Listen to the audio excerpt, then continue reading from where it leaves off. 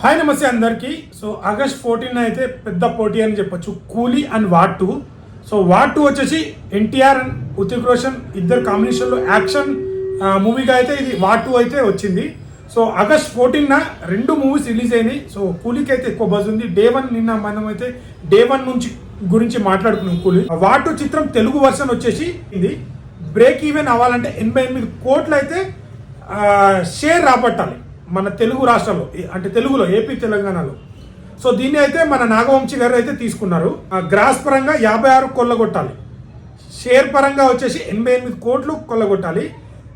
Gross పరంగా 56.6 కోట్లు కొల్లగొడితే తెలుగు రాష్ట్రాల్లో ఇది బ్రేక్ ఈవెన్ అవుతుంది. సో ఇప్పుడు శని ఆదివారంలో ఎలా క్యాచ్ చేసుకుంటుందో చూద్దాం.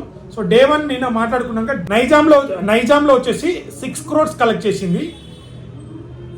సీడెడ్లో వచ్చేసి 6.3 crores, ఉత్తరాంధ్రలో వచ్చేసి 3.55 crores, ఈస్ట్లో వచ్చేసి 2.3 crores, వెస్ట్లో వచ్చేసి 1.6 crores, గుంటూరులో వచ్చేసి 2.8 crores, కృష్ణాలో వచ్చేసి 2.1 crores, నెల్లూరులో వచ్చేసి 1.2 crores. AP and Telangana total collection వచ్చేసి 25.85 crores. ఓవర్సీస్ వచ్చేసి 1.56 crores. రెస్ట్ ఆఫ్ ఇండియా వచ్చేసి 2.3 crores. టోటల్ వరల్డ్ వైడ్గా 29.65 crores అయితే కలెక్ట్ చేసింది సెకండ్ డే కలెక్షన్. సో ఇది second day collection. Second day అయితే కొద్దిగా తగ్గిందనే చెప్పాలి కలెక్షన్స్. సో ఒకటేసారి టికెట్లు పెరిగి మళ్ళీ తగ్గిపోయింది. సో కొద్దిగా నెగిటివ్ సినిమా అయితే అంత బ్యాడ్ సినిమా ఏం కాదు. సో అక్కడక్కడ కొన్ని మైనస్లు ఉన్న సినిమా బాగానే ఉంటుంది. ఎన్టీఆర్ అన్న ఎంట్రీ కావచ్చు, ఎన్టీఆర్ అన్న వచ్చిన సీన్స్ కూడా చాలా బాగుంటాయి. బట్ తెలుగులో అయితే ఇది ఇంత బస్ కావడానికి, తెలుగులో ఇంత కలెక్షన్ క్రియేట్ చేయడానికి డే 1 మన హిందీలో డే 1 కంటే డే 2నే బాగా కలెక్ట్ చేసిందంట. సో చూద్దాం మరి ఇంకా లాంగ్ రన్లో బ్రేక్ ఈవెన్ అవుతుందా, హిట్గా నిలుస్తుందా లేదా అనేది చూద్దాం. ఇది డే 2 కలెక్షన్స్.